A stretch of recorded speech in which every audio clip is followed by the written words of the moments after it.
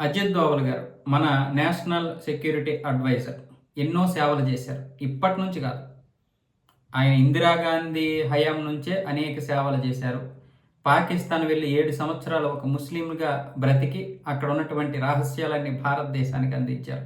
అలాంటి వ్యక్తికి ఈరోజు ఆగస్టు 1న బాలగంగాధర్ తిలక్ గారి అవార్డు ఏదైతే ఉందో, లోకమాన్య తిలక్ అవార్డు, దానికి సంబంధించినటువంటి తిలక్ స్మారక్ మందిర్ ట్రస్ట్ వారు ఈరోజు ఆయనకి అవార్డును అయితే అందించారు.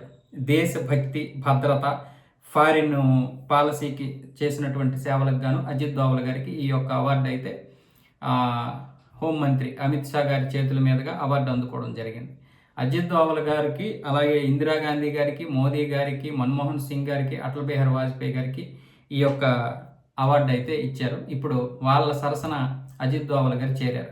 అజిత్ దోవల్ గారు ఇందిరాగాంధీ హయాం నుంచి పనిచేయడమే కాదు, ఆయనకి మొదటి నుంచి కూడా దేశం దేశం దేశం, ఇప్పుడు కూడా దేశమే. అంటే ఆయనకి పార్టీలతో సంబంధం లేదు. కాకపోతే చాలామంది మోదీ వచ్చిన తర్వాతే ఈయన బయటకు వచ్చాడు అనుకుంటారు. కాకపోతే ఈ బీజేపీ ప్రభుత్వం వచ్చిన తర్వాత ఈయన హైలైట్ అయ్యాడు. ఈయన్ని చాలా బాగా ఉపయోగించుకోవడం వాళ్ళు చేశారు. అంతకుముందు ఆయన పనిచేశాడు. ఆయన దేశానికి బాగా సేవలు చేశారు. దేశాన్ని ఆయన మంచిగా కాపాడుకునేటువంటి ప్రయత్నాలు చేశారు. ఆయన్ని పెద్దగా అంటే ఒక మంచి ఉద్యోగస్తుడిగా చూశారు తప్ప పెద్దగా ఇది రాలేదు, ఎస్టాబ్లిష్ చేయలేదు. కానీ ఎప్పుడైతే 2014లో ప్రభుత్వం మారిందో అక్కడి నుంచి ఈయన్ని పూర్తిగా మార్చేశారు.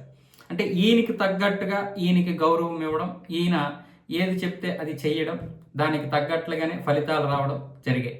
అందుకు కాంగ్రెస్ హయాం కంటే బీజేపీ ప్రభుత్వం వచ్చిన తర్వాత ఈయన హైలైట్ అయ్యాడు. దానికి చాలామంది ఈయన బీజేపీ సపోర్టర్ ఏమో అనుకుంటారు చాలామంది. దేశం కోసం పనిచేస్తే ఆయన రాహుల్ గాంధీకి అయినా పనిచేస్తాడు, రాహుల్ గాంధీ గారి కింద అయినా సరే పనిచేస్తాడు. ఆయన దేశం కోసం పనిచేసే వ్యక్తులు ఆయనకు కావాలి.